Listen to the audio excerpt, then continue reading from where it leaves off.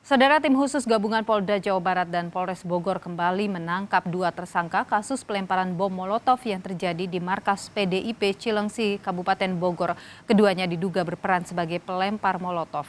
Kedua pelaku pelemparan bom Molotov ke markas PDIP di Cilengsi, Bogor, Jawa Barat ini ditangkap di 2 tempat yang berbeda di kawasan Bogor pada Rabu dini hari.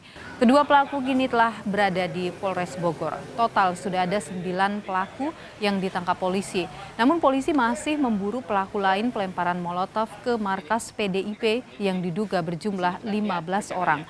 Polisi menduga motif pelaku melempar bom Molotov ke markas PDIP karena sakit hati.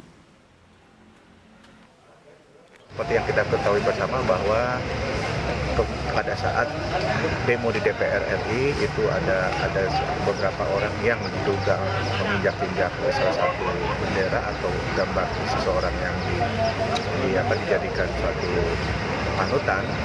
Nah, ini mungkin adanya suatu balas dendam yang dilakukan oleh kelompok tertentu yang saat ini sudah kemudian melakukan pembalasan di 3 tempat dan kemungkinan yang bisa ditangkap yang bisa diungkap sekarang ini adalah yang di daerah Cilengsi.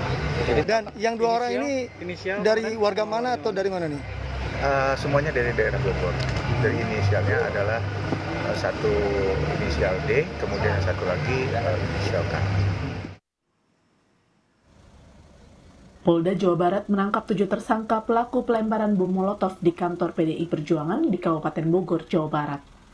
Dari 7 tersangka yang ditangkap polisi, 2 orang diantaranya merupakan anggota FPI. Polisi masih mendalami motif dari pelemparan yang dilakukan para tersangka. Namun dari keterangan sementara, pelaku merasa sakit hati atas pembakaran foto tokoh FPI saat aksi unjuk rasa di depan gedung DPR MPR. Ada 2 yang dari Ormas FPI, sisanya adalah menurut pengacaranya ya, itu yang disampaikan di media.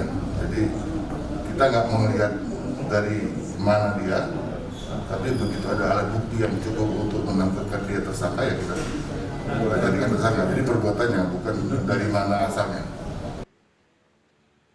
Kemarin, pengacara dari tersangka pelemparan Molotov ke kantor PAC PDIP juga mendatangi Polres Bogor.